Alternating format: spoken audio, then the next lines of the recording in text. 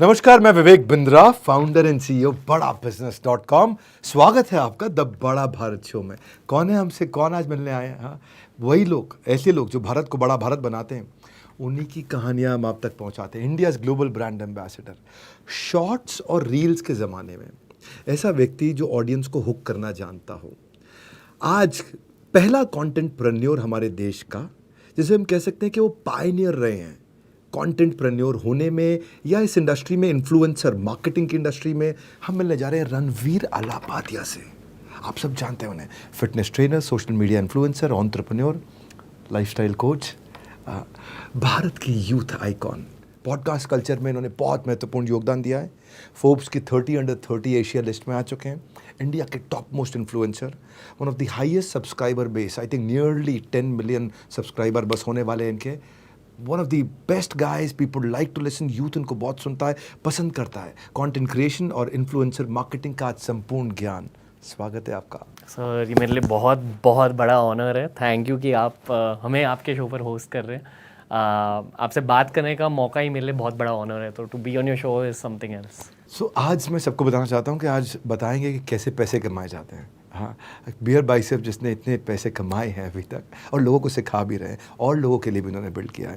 कहते हैं कि शब्द शब्द संभाल कर बोलिए, शब्द के नहीं है हाथ और पाँव, एक शब्द में है औषधि और उसी शब्द में है घाव। वाह। तो you are one of the earlier ones who started making money. Content बना के पैसा कमाया, सिखा भी रहे हैं। आज ये बताइए कि कैसे मोनेटाइज करें, सबसे पहले मोनेटाइज कैसे करें? बिकॉज आई हर्ड जब आपने शुरू किया तो आपको आई थिंक कुछ 5-7 हज़ार रुपये मिला था, कुछ इंस्टाग्राम पे डाल के। एक फ़ोटो ले ली एनर्जी ड्रिंक के साथ, खाने के साथ, और उसके लिए 7,000 रुपये मिले थे।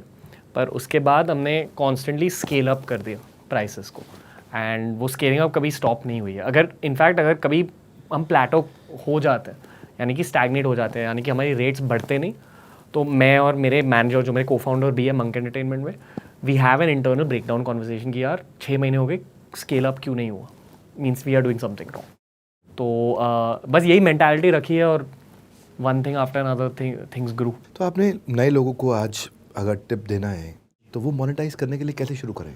स्ट्रेट फॉरवर्ड टिप दूंगा, पहले व्यूज़ के पीछे भागिए। हाँ, ये सच है। व्यूज़ के पीछे भागे, फॉलोअर्स के पीछे भागे, सब्सक्राइबर्स के पीछे भागे, और बहुत ज़्यादा organic free of cost content कीजिए। ब्रांड्स खुद आ जाएंगे, या तो ब्रांड्स आ जाएंगे या तो कोई एजेंसी आ जाएगी।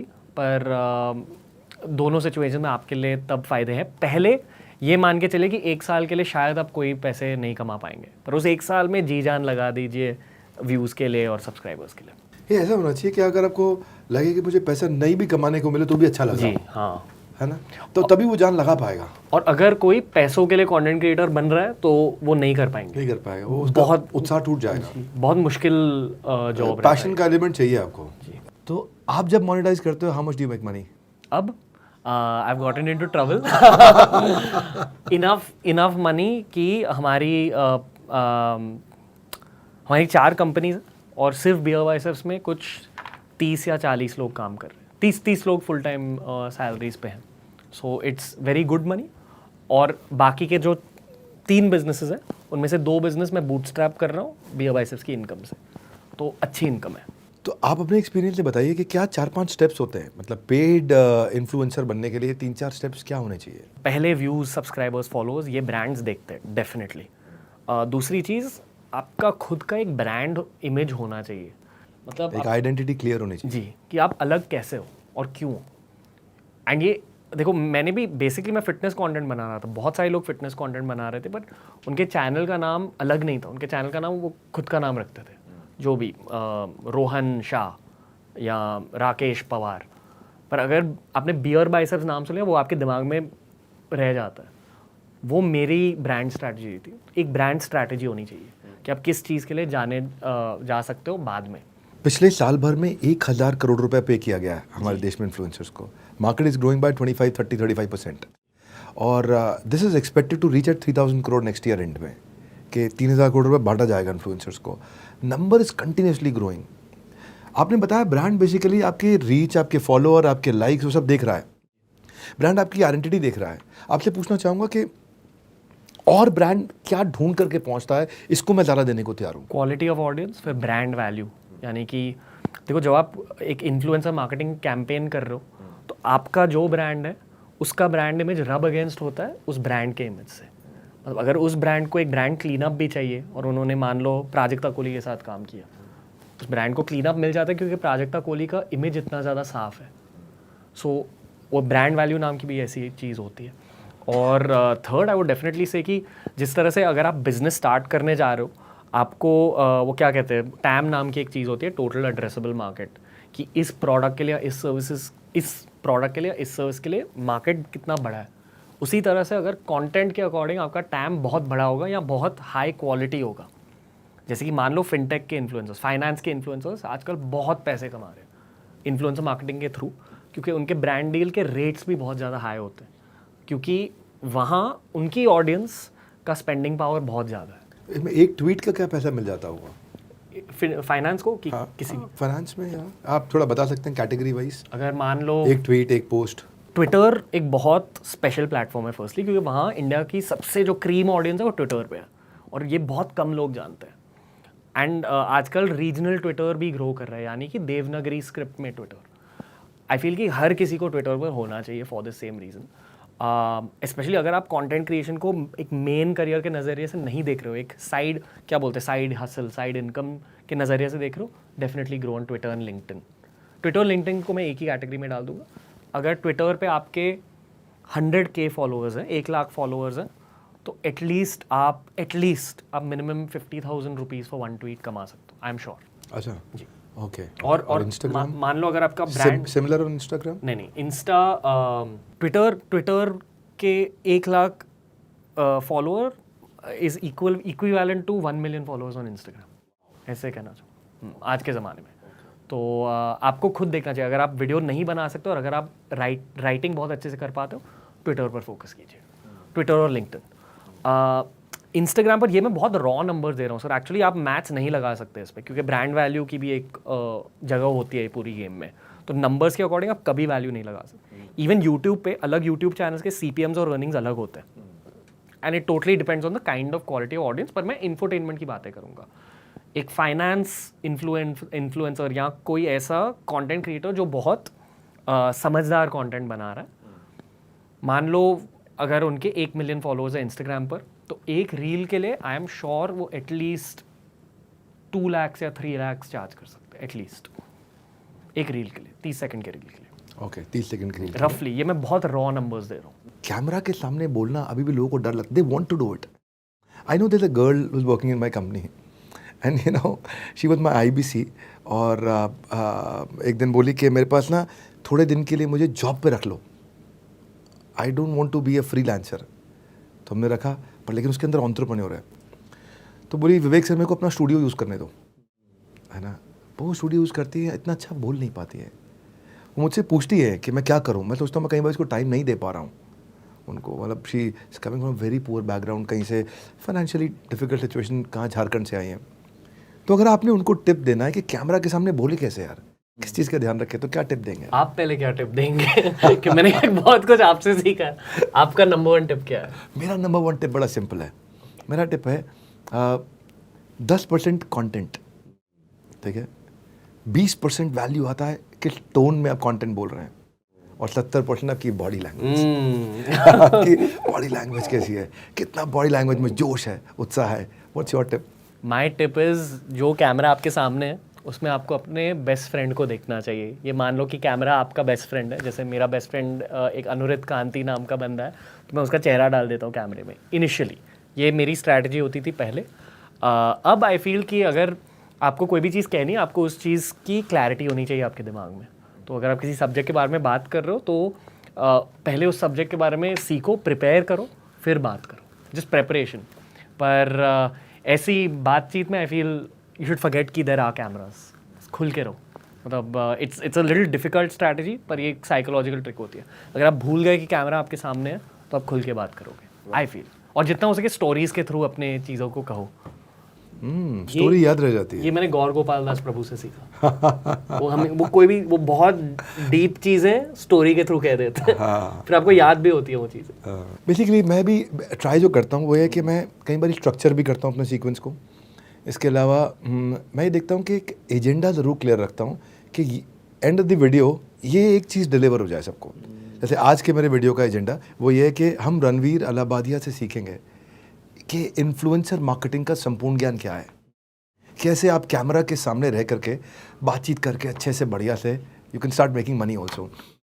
और जब भी कोई वीडियो बनाता हूँ तो मैं ये देखता हूँ कि बॉडी लैंग्वेज का बहुत रोल है इसके अंदर, और आपको भी देखता हूँ आप भी हाथ हिला करके बात करते हैं ना, you use a lot of body language. I wonder who have learned it from. नहीं, आपसे भी सीखा है, संदीप महेश्वरी जी से भी सीखा है, गौर गोपाल दास प्रभु, क्योंकि शायद आप तीनों स्पिरिचुअल हो तो वो भी एक एलिमेंट हो जाती है। मतलब जो जिन शब्दों का इस्तेमाल आप करते हो it is coming from a spiritual place, उसका सोर्स स्पिरिचुअल ही होता है।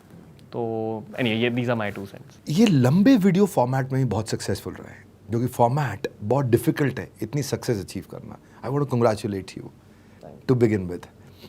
ऐसा कहते हैं कि अगर आप अपनी बात को एक लाइन में नहीं कह सकते तो अपनी बात को 1 घंटे में भी नहीं कह सकते, पर आप अपनी हर बात को एक लाइन में बहुत अच्छे से कह देते हैं, ये भी सच है। तो उसका मतलब इसीलिए 1 घंटे तक इतनी अच्छी बात कहते रहते हैं। तो कंटेंट बनाने के लिए अगर आज इन्फ्लुएंसर मार्केटिंग, कंटेंट प्रेन्योर के लिए, इन सब लोगों के लिए जो देखना चाहते हैं, आपको सुनना चाहते हैं, समझना चाहते हैं, आपकी अंदर की कहानी जानना चाहते हैं, अच्छा कंटेंट बनाने के लिए पेशेंस चाहिए, क्वालिटी कंटेंट, कंसिस्टेंसी, ऑडियंस के लिए बहुत वैल्यू चाहिए। तो आप जब अपना कंटेंट बनाते हो तो किन चीज़ों को ध्यान में रखते हो? सर फर्स्ट एंड फॉरमोस्ट मतलब ये स्टार्टअप की दुनिया का भी रूल है, कंटेंट क्रिएशन का भी रूल है, आपको एक बहुत अच्छा ऑब्जर्वर बनने की ज़रूरत होती है। आपको ये ऑब्जर्व करना चाहिए कि कल्चरली किस टाइप का कंटेंट एक्सेप्टेड हो रहा है, किस टाइप का कंटेंट पॉपुलर हो रहा है। एंड अक्सर जो चीज़ें अमेरिका में होती है पहले, वो 2 साल बाद 3 साल बाद इंडिया में होने लगती है। तो दुनिया भर का कंटेंट ऑब्जर्व कीजिए और फिर अपनी स्ट्रैटेजी डिसाइड कीजिए। बट रूल नंबर 2 और बहुत क्रूशियल रूल है, एंड ये इन मेनी वेज मैंने आपसे भी सीखा है कि जिन टॉपिक्स को लेकर आपको खुद मज़ा आता है, जिन टॉपिक्स में आपका खुद का इंटरेस्ट है, उन्हीं टॉपिक्स को लेकर खुद का कंटेंट बनाइए, खुद के ट्विस्ट के साथ, खुद की ओरिजिनलिटी डाल दीजिए। ऑब्जर्व करो, कॉपी मत करो, करो वो जिसमें आपका पैशन हो। That's very good. कहते हैं कि अगर कोई बात दिल से आती हो ना तो लोगों के दिल को छूती है। और मैं भी जब कंटेंट बनाता हूँ तो मैं कुछ चीज़ों का खास ध्यान रखता हूँ कि कंटेंट, क्या वो कंटेंट बहुत अनयूजुअल इन्फॉर्मेशन है, बहुत यूज़फुल इन्फॉर्मेशन है, एक कोहेरेंट थीम, एक सेंट्रल मैसेज है, क्या उसमें को बहुत स्ट्रॉन्ग इमोशन है, क्या वो किसी कम्युनिटी को बहुत पसंद आने वाला है, क्या बहुत शेयरेबल कंटेंट है। कंटेंट बना रहा हूँ मैं बहुत साल से, आई थिंक लोग वीडियोस देखते हैं, पसंद करते हैं। तो आप जब करते हो तो क्या लगता है कि शेयरेबल कंटेंट कैसे बनेगा, या आप उसके क्या टिप्स देना चाहेंगे सबको? सर जो चीज़ें लोग खुद कहना चाहते हैं पर कह नहीं सकते, अगर उन्हें वो चीज़ें कंटेंट में मिल गई तो वो शेयरेबल कंटेंट बन जाता है। That's one rule. और दूसरा rule I feel internally Beer Biceps के पूरे ऑर्गेनाइजेशन में हम टाइटल और थंबनेल पर बहुत ध्यान देते हैं। Title and thumbnail is your win और lose on YouTube. Is it? 100% आज के ज़माने में। और आजकल हम थोड़ा ह्यूमर भी ला रहे हैं कंटेंट में। आई फील कि दुनिया में हंसी की भी ज़रूरत है। और पहले 2015 में जब यूट्यूबर्स यूट्यूब कंटेंट बनाते थे तो तब फाइट होती थी वैल्यू ऐड की, क्या कि हम इस कंटेंट पीस में वैल्यू डाल पा रहे हैं या नहीं। आजकल फाइट हो गई है रिटेंशन की, यानी कि क्या ये कंटेंट पीस एंटरटेनिंग है, ग्रिपिंग है कि नहीं। और वो ग्रिप आपको ह्यूमर से मिल जाता है, तो कॉमेडी भी थोड़ी डालनी पड़ती है आजकल वीडियोस में। ये थंबनेल और टाइटल का आपने बात किया, हम भी बहुत ध्यान देते हैं। और मैं कई बार टीम से बोलता हूँ कि यार कुछ सरप्राइज़ होना चाहिए उसके अंदर, थंबनेल में कुछ इंटरेस्टिंग क्वेश्चन हो, कोई गोल्डन स्टेटमेंट हो, कोई डेटा, फैक्ट, स्टैटिस्टिक्स, कोई स्टोरी, कोई हुक होना चाहिए। तो जो लोग कई बार इसमें बहुत कॉमनली बहुत मिस्टेक भी कर देते हैं। तो अगर आपने बोला कि थंबनेल और टाइटल टैग बहुत इंपॉर्टेंट है, तो आप क्या ध्यान रखते हो उसमें? अगर हो सके तो हम हमेशा खौफ डाल देते हैं थंबनेल में। थोड़ी डार्क स्ट्रैटेजी है, पर अगर आपने खौफ डाल दिया थंबनेल में, डर डाल दिया, लोग क्लिक करते हैं, पता नहीं क्यों। और ये दुनिया भर का एक रूल है।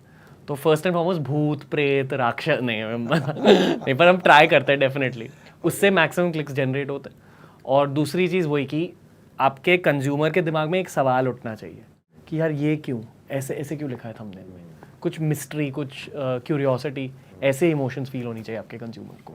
आप इतने पॉपुलर है आज रणवीर, मैं सबके सामने कहना चाहता हूँ what I love about you, I want to talk about you. I love your humility, I love your persona, I love your original, जो आपका एक इंसान है वो सामने निकल करके आता है। मेरे को लगता है कि आपके अंदर ना डुप्लिसिटी नहीं है, इसलिए बस ऐसे ही मेरा मन कर रहा था, अपने आप को रोका हुआ है इतनी देर से, आपकी तारीफ करने का मन कर रहा था, so I wanted to say that. लेकिन कभी कभी आपसे भी छोटी मोटी गलती हुई होगी और आपने भी सीखा होगा उससे, तो कौन सी गलती है जो आप लगता है कि आप बता देना चाहते हो आज सबके सामने कि मुझसे ये गलती हुई और ये आप मत करो? मेरे जो को फाउंडर है विराज हेड, वो मुझे ये 4 साल पहले 5 साल पहले भी कहते थे कि डोंट बी प्रीची। तो ये मैं समझता नहीं था कि इसका मतलब क्या है। प्रीची मतलब जब आप किसी को कोई भी चीज़ कह रहे हो, आप एक ऐसे तरीके से कहते हो कि दूसरे इंसान को ये लगे कि आप उन्हें एडवाइस दे रहे हो, और आपको और उस इंसान को ये लगता है कि ये इसे लगता है कि इसकी एडवाइस अल्टीमेट एडवाइस। और मुझे सच में ऐसा लगता था कि मैं जो कह रहा हूँ अल्टीमेट है। एज के साथ मुझे ये पता चला कि हर इंसान की लाइफ अलग होती है, पर्सपेक्टिव्स अलग होते हैं, नज़रिए अलग होते हैं। आप सिर्फ अपने खुद के एक्सपीरियंसेस उनके सामने डाल के उन्हें हेल्प कर सकते हो। तो मैंने ये गलती की है कि मैं बहुत प्रीची होता था और मेरा कंटेंट भी बहुत ज़्यादा प्रीची था। आज के ज़माने में मुझे ये पता चला है कि human beings only understand stories. Story telling पर ध्यान दीजिए, वो स्किल को बढ़ाते रहिए। और एक टाइम के बाद जितनी मोटिवेशन आप खुद के लाइफ के एक्सपीरियंसेस से दे रहे हो वो बंद हो जाती है। अगर आपको मोटिवेशन कंटिन्यूसली देनी है, आपको भगवद गीता की ओर जाना चाहिए, वहाँ से नॉलेज लेकर दूसरे लोगों के पास लाने, जो आप कर रहे हो, जो मैंने आपसे जेन्युइनली सीखा। कई बार ना लोगों को कठोर बातें भी बोलनी पड़ती हैं, डिफ़िकल्ट बात भी बोलनी पड़ती है, और मेरा मानना है कि जब सच बोलना हो ना, जो कि बहुत कड़वा हो, ऐसे बोल दो कि सामने वाला हंस दे। अदरवाइज दिल किल यू। अगर आपको कोई टफ बात कहनी तो आप कैसे कहते हैं? मैं उस बात का बैकग्राउंड दे देता हूँ पहले पूरा, मतलब जो मेरे दिमाग में है मैं पूरी वल्नरेबिलिटी के साथ, एज इन जो भी दिमाग में पहले टेबल पे रख देता हूँ कि देखो मैं ये इसलिए पूछ रहा हूँ या कह रहा हूँ, और फिर मैं वो बात कह देता हूँ, और उसके बाद जोक्स डाल देता हूँ या एक पोस्ट ये भी कह देता हूँ। पर आई फील कि अगेन ऑब्जर्वेशन की स्किल यहाँ यूज़ होती है। अगर मेरे खुद के करियर में सामने वाला कंफर्टेबल है कि नहीं, और अगर कंफर्टेबल है तो कैन यू गो डीपर। मतलब अगर उन्हें ठीक लगा कि आपने कोई ऐसी डार्क चीज़ कह दी या बुरी चीज़ कह दी, तो पुश द बाउंड्रीज। पॉडकास्ट भी इसीलिए चल रहे क्योंकि आई फील कि वी पुश द बाउंड्री। जहाँ लोगों को नहीं जाना है वहाँ हम उन्हें लेके जाते हैं। That's the core of a good interview और पॉडकास्ट। मन तो मेरा भी कर रहा है मैं बोलूँ, अपने आइडियाज़ भी दूँ साथ साथ। I also make lot of content. जी, मैं क्या करता हूँ कई बारी a little bit of jokes। मैंने मारवाड़ी वीडियो में मैंने कुछ जोक्स डाले थे, if you've seen that video। देखा फैंटास्टिक, मेरे को पर्सनली बहुत पसंद आया। मिठाई की दुकान पे बोला हमको नौकरी पे रखना है किसी को, और नौकरी पे रखना है, बोला किसको रखोगे? नौकरी पे उसी को रखूंगा जिसको डायबिटीज हो। ये मारवाड़ी ऐसे सोचता है जी। थोड़ा इमेजिनेशन, थोड़ा एक्सट्रीम इमोशन, थोड़ा सरप्राइज, थोड़ा हुक, थोड़ी एम्पैथी। मैं अपनी कंटेंट की टीम को बोलता हूँ कि जब भी कोई कंटेंट बनाना हो ना, आप लोग को पहले मैं बताऊँ, आज फर्स्ट टाइम बता रहा हूँ सबके सामने, मेरा कंटेंट मैं खुद बनाता हूँ, है ना। I like to make my content on my own. फिर भी अगर बनाना हो, अगर आपको किसी के लिए भी, अपने लिए भी, हर कंटेंट के बाद ना, हर लाइन के बाद ये देखो कि इसमें कोई एक्सट्रीम इमोजी क्वालिफाई कर रहा है कि नहीं। 16 इमोजीज की फोटोग्राफ डाल लो, कौन से हैं? सरप्राइज है, लाफ्टर है, भयंकर क्राइंग है, बहुत हैप्पी है, जप्पी मारने वाला है, हार्ट शेप है, कुछ भी है। और हर लाइन के बाद सोचो कि कोई एक एक्सट्रीम इमोशन बाहर आ रहा है कि नहीं आ रहा। That works for me. पता है बहुत सारे यूट्यूबर्स, कंटेंट क्रिएटर्स आजकल कोर्सेज बेच रहे हैं कम्युनिकेशन के, how to be a YouTuber के। पर अगर ये कंटेंट आप फ्री ऑफ कॉस्ट डाल रहे हो आपके यूट्यूब चैनल पे, this is a very valuable insight. मतलब जो आप अभी कैमरे पे कह रहे हो, these are very deep communication tricks. आपके 7 साल के एक्सपीरियंस से मैं एक सवाल पूछना चाहता हूँ, इन इन्फ्लुएंसर्स को कौन से प्लेटफॉर्म पर जाना चाहिए, कहाँ से इनको ब्रांड डील अच्छी मिलेगी?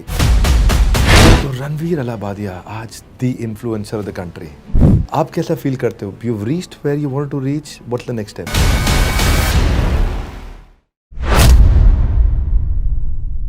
मेरा आपसे प्रश्न ये है कि क्योंकि आज ना एक एजेंडा लेके आया हूँ मैं, content marketing, influencer marketing. Pioneer आप हैं, हाँ, गेम आपने बनाया, इसको बिल्ड किया है, और आप बड़ा भारत, आपने भारत को बड़ा भारत बनाया है, इसलिए आप क्वालिफाइड है। और आज आपको सिखाना है आपने सबको कंटेंट के अंदर नए फॉर्मेट्स जो आ रहे हैं, नया बिग ट्रेंड, शॉर्ट्स में, रील्स में चेंजेस जो आ रहे हैं, तो नया बिग ट्रेंड आपने बताया 3 मिनट, 10 मिनट, बहुत कुछ। तो शुरुआत कहाँ से करें और कहाँ जाएगा? आई थिंक आपका ऑब्जर्वेशन काफ़ी अच्छा रहता है, इसलिए I like to take it from you. आज के ज़माने में शॉर्ट कंटेंट पर फोकस करना चाहिए, एक गेम खेलनी चाहिए, क्योंकि जो इंसान इस गेम की शुरुआत कर रहा है उनके पास रिसोर्सेज कम होते हैं, स्पेंडिंग पावर कम होता है, उस हिसाब से फोकस ऑन शॉर्ट कंटेंट। जितना ज़्यादा आप शॉर्ट कंटेंट गेम को दूर लेके जा सकते हो उतना ज़्यादा बेहतर है आपके लिए। पर ओवरऑल अगर मैक्रो पर्सपेक्टिव से देखा जाए, यानी कि जो क्रिएटर्स ऑलरेडी थोड़े से एस्टैब्लिश्ड है उन्हें क्या करना है, अब एक ऐसा मोड आ चुका है जहाँ सभी को री इन्वेंट करना है आई फील। और एक बहुत अच्छी री इन्वेंशन फिक्शनल कॉन्टेंट हो सकती है। अगर लोग फिक्शनल कंटेंट में घुसे as actors, as directors, as writers, जिसने भी वो गेम अच्छे से खेली उनकी ग्रोथ बहुत ज़्यादा हो जाएगी। और फिक्शनल कंटेंट में ब्रांड वर्ल्ड के लिए भी बहुत फ़ायदे होते हैं, तो उस दुनिया में पैसे भी आएंगे। तो fictional content is the next step, पर बहुत लोग नहीं कर पाएंगे, बहुत मुश्किल गेम होती है। तो इट डिपेंड्स ऑन, मतलब जिसको वो गेम ज़्यादा खेलनी है, जिनके दिल से वो क्रिएटिवली वो फिक्शन निकल कर आ रही है, वो लोग आगे जाएंगे अकॉर्डिंग टू। एक बड़ा शिफ्ट मैंने ऑब्जर्व किया रणवीर भाई। मैंने देखा कि ये सबके लिए बता देता हूँ मैं, आज YouTube short videos is generating 30 billion views per day, और it is 4 times more than what it was last year. एक साल में कैगर 4 गुना, 400% ग्रोथ।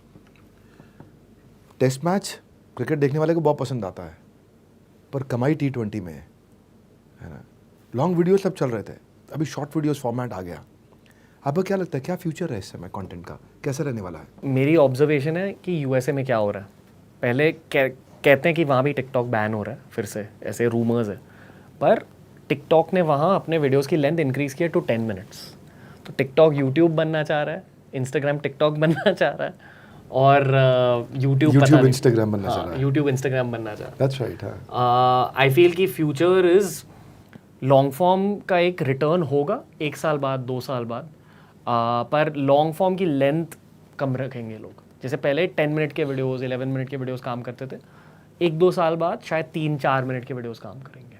पर अगेन फिर से देखो, देर आर केस स्टडीज़ की अगर आपने एक 45 मिनट की स्टोरी दिखा दी, हर्ष बेनीवाल नाम के एक यूट्यूबर है, आशीष चंचलानी, ये सारे लोग, अमित भड़ाना भाई, सब 45 मिनट 1 आवर के वीडियोस बना रहे हैं, पर उसमें बहुत तगड़ी स्टोरी टेलिंग स्किल यूज़ करी है, राइटिंग में, वीडियो वर्क में। तो अगर आपने स्टोरी टेलिंग सीख ली, length does not matter. Story telling, screen play क्या होता है, फिल्म मेकिंग क्या होती है, ये बेसिकली एक न्यू फॉर्म फिल्म मेकिंग है। हर किसी को बॉलीवुड में ब्रेक नहीं मिलेगी, हर किसी को टीवी में ब्रेक नहीं मिलेगी, पर यूट्यूब में ब्रेक आप खुद के लिए ला सकते हो। बस फिल्म मेकिंग और स्टोरी टेलिंग सीख लो, लेंथ वोंट मैटर। पर 1-2 साल के लिए शॉर्ट्स डोमिनेट करने वाले हैं। आपके 7 साल के एक्सपीरियंस से मैं एक सवाल पूछना चाहता हूँ, इन इन्फ्लुएंसर्स को कौन से प्लेटफॉर्म पर जाना चाहिए, कहाँ से इनको ब्रांड डील अच्छी मिलेंगी? एक तो तरीका ब्रांड्स खुद आएंगे, क्या तरीका है इनके लिए ज़्यादा से ज़्यादा ब्रांड्स एक्वायर करना है? अभी आप कोई हो सकता है कोई नया व्यक्ति आपको सुन रहा हो और उसके मन में हो कि मैं भी 100 एडवर्टीजमेंट करना चाहता हूँ, कैसे करूँ? So how does he get that? Logic बहुत बेसिक था। जब मुझे खुद इन्फ्लुएंसर मार्केटिंग करनी थी, मेरे पास मैनेजर नहीं था, तो मैं तब के एक बहुत बड़े यूट्यूबर के यहाँ गया और मैंने उनसे पूछा कि यार जो आपकी कंपनी है, मतलब जो उनके उन्हें मैनेज करते थे, मैंने उनसे पूछा कि प्लीज़ मुझे भी मैनेजमेंट दे दो। एंड मैं उस टाइम पीरियड के अकॉर्डिंग मेरे नंबर्स कम नहीं थे, तब मैं 50,000 सब्सक्राइबर्स पे था, जो तब बहुत एक बड़ा नंबर था। 2015 में 50,000 बहुत कम लोग हुए होते थे। बट उन्होंने कहा नहीं हम सिर्फ कॉमेडी एंटरटेनमेंट को मैनेज करते हैं, ये वो, आप 100,000 क्रॉस कर लो। तो मैंने बहुत मेहनत करी, मैंने 100,000 क्रॉस किया, उनके पास फिर से गया, कहा कि प्लीज़ अभी मुझे मैनेज करो। फिर उन्होंने कहा 150K कर लो, फिर मैंने 150K क्रॉस कर लिए। फिर उन्होंने कहा 200 क्रॉस कर लो, और फिर मैं बोला नहीं अभी मुझे खुद कुछ करना है। तो मैं कॉलेज गया, वहाँ मुझे मेरे एक जूनियर मिल गए जिनके साथ मैंने कॉलेज में वर्कशॉप्स बनाए थे। उनका नाम है विराज शेठ, जो अभी मेरे मंक एंटरटेनमेंट के को-फाउंडर बन चुके हैं, क्योंकि वो मेरे मैनेजर बन गए। कोल्ड ईमेल्स करे उन्होंने ब्रांड्स को, और उन्होंने ये 7,000 की डील मेरे लिए लाई। उनका नाम है विराज शेठ। आपको एक टैलेंट मैनेजमेंट एजेंसी की ज़रूरत डेफिनेटली है इस करियर में। And how do you find them? You have to reach out, LinkedIn के थ्रू ईमेल्स भेजने, कोल्ड ईमेल्स। पर इस करियर में नेटवर्किंग की गेम भी होती है। आपको इवेंट्स के लिए जाना चाहिए, आपको लोगों से जाके मिलना चाहिए। मान लो अगर आप एक फिटनेस क्रिएटर हो, आपको फाइनेंस क्रिएटर से मिलना चाहिए। अगर आप फाइनेंस क्रिएटर हो, आपको मेकअप क्रिएटर से मिलना चाहिए। खुद का नेटवर्क बढ़ाना है। That's the simple answer. अगर मैं इसका एक डिटेल्ड आंसर दूँ तो आपके ब्रांड वैल्यू पर फिर से काम कीजिए। क्या आपके ब्रांड का कोई लोगो है?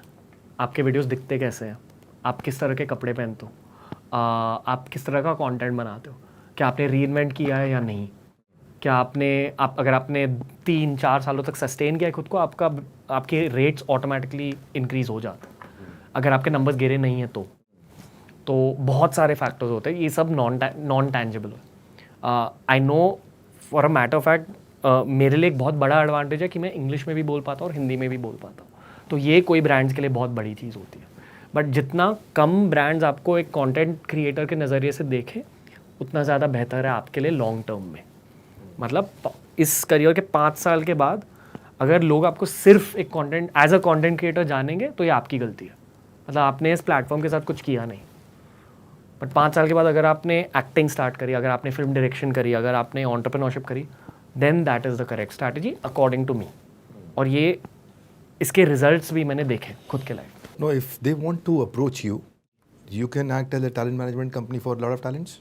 येस, बट हम सब टैलेंट्स को साइन नहीं करते क्योंकि टैलेंट मैनेजमेंट एजेंसी में भी एक पार्टनरशिप सिस्टम होता है कि हम जब टैलेंट्स को सिलेक्ट कर रहे होते हैं मंक एंटरटेनमेंट के लिए, हम उनका पोटेंशियल देखते हैं कि इनका करियर कितना दूर जाएगा और यूट्यूब के अलावा, इंस्टाग्राम के अलावा ये क्या कर पाएंगे, एक्टिंग में एंटर कर पाएंगे या बिजनेसेस बना पाएंगे।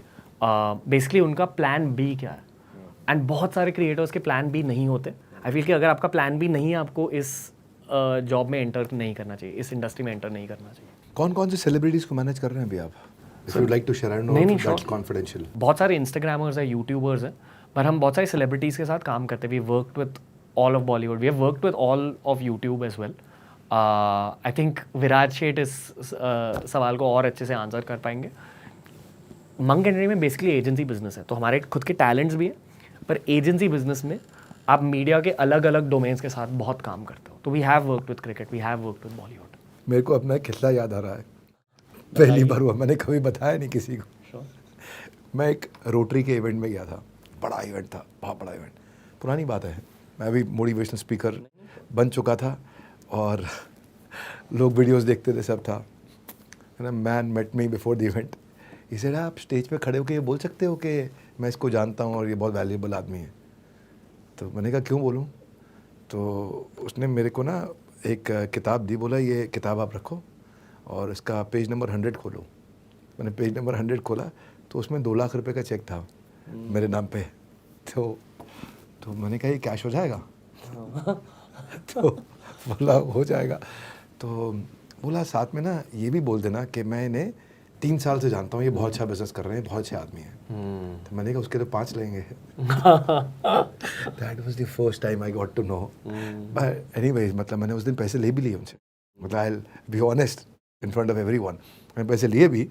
और पर उससे थोड़ी देर पहले मैंने आधा घंटा उन्हें खूब जान भी लिया, वो क्या करते हैं, क्यों करते हैं, कहीं गलत व्यक्ति तो नहीं था, कुछ गलत बात तो नहीं थी। I want to be sure of that कि मैं किसी ऐसा ना हो स्टेज पे खड़ा होकर किसी व्यक्ति की गलत तारीफ कर रहा हूँ और बोल।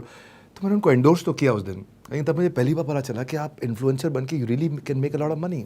यही इन्फ्लुएंसर मार्केटिंग होती है सर। हाँ, मतलब and then that's what I wanted to learn from you today and wanted to make sure कि आज एक सेंट्रल मैसेज सबको मिले, इन्फ्लुएंसर मार्केटिंग का संपूर्ण ज्ञान। और आई एम श्योर आप सबको उसका बहुत फ़ायदा हो रहा होगा, पर इसमें गड़बड़ हो जाता है।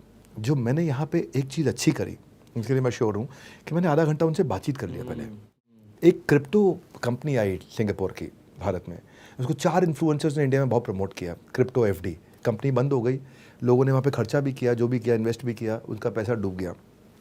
फिर इन्फ्लुएंसर्स के अगेंस्ट भी हो गए लोग कि आपके कारण हमने किया है। तो ऐसे केस में आप लोगों को क्या सुझाव देना चाहेंगे, लोग किस बात का ध्यान रखें? इन्फ्लुएंसर के करियर में आपको पैसों के पीछे नहीं भागना चाहिए, दैट्स द की। अगर आप किसी ब्रांड को प्रमोट कर रहे हो खुद के चैनल पे, उस ब्रांड पर रिसर्च करना चाहिए जिस तरह से आपने उस इंसान पे किया। दूसरी बात, अगर आप खुद वो ब्रांड नहीं यूज़ करोगे तो प्रमोट मत कीजिए। अगर आपने सिर्फ व्यूज़ और सब्सक्राइबर्स पर ध्यान दिया, ग्रोथ पर ध्यान दिया, सही वाले ब्रांड्स खुद आ जाएंगे। यो रणवीर अलाहाबादिया आज the influencer of the country, हाँ, यूथ के लिए बहुत आप पसंद करते हैं। तो आप कैसा फील करते हो? You reached where you want to reach, what's the next step? Sir, I have reached where I set out to reach, यानी कि 22 साल की उम्र में जो भी अचीव करना था वो हो गया। पर अब मुझे भारत का नाम एक इंटरनेशनल स्टेज पर लेके जाना है और इसके पीछे बिजनेस लॉजिक भी है। मतलब इमोशनल लॉजिक डेफिनेटली है क्योंकि मैं भारतीय हूँ, मैं बहुत पेट्रियोटिक हूँ, पर बिजनेस लॉजिक ये है कि आई फील भारत के पास बहुत सारी ऐसी चीज़ें, ऐसी नॉलेज है जो इंटरनेशनल ऑडियंसेस को चाहिए पर उन्हें मिल नहीं रही। सिर्फ एक ही इंसान है, उनका नाम है जय शेट्टी, जो इंटरनेशनली फेमस है, भारत का नाम आगे लेके जा रहे हैं।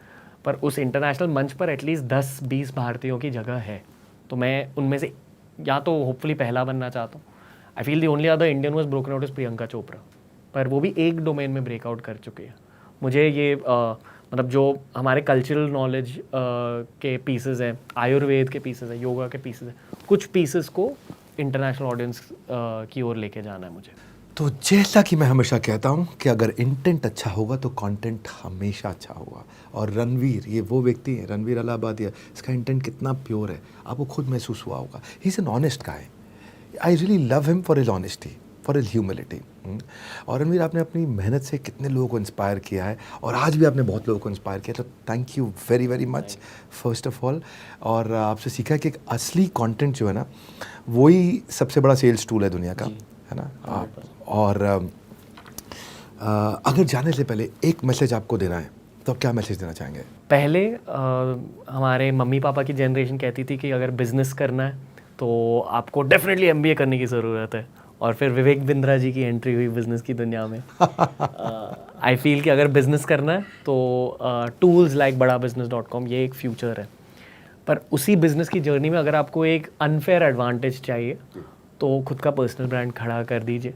Personal brands are the future of business. और हमने इन्फ्लुएंसर मार्केटिंग की बात करी, पर एक्चुअली आई थिंक ये कॉन्वर्सेशन पर्सनल ब्रांड्स के बारे में भी थी। तो पर्सनल ब्रांड पर फोकस कीजिए, और पर्सनल ब्रांड आपका तब स्टार्ट होगा, तब ग्रो होगा, जब आप खुद उसकी शुरुआत करेंगे ट्विटर पर या लिंक्डइन पर या इंस्टा पर या यूट्यूब पर आपको अब से शुरुआत करनी चाहिए। पर्सनल ब्रांड एक बहुत बड़ा एंट्री बैरियर हो सकता है। आई थिंक वो एक इतना बड़ा एंट्री बैरियर बन जाता है, और कई बार एग्जिट बैरियर भी हो जाता है। स्वामी रामदेव एक पर्सनल ब्रांड है, और जो लोग पतंजलि का सामान खरीदते थे, बीच में एक ऐसा समय आया कि लोगों ने पतंजलि के थैले से जब सामान लेके आते थे तो उनको लगता था कि मैं थोड़ा देशभक्ति का काम करके आया हूँ, राइट।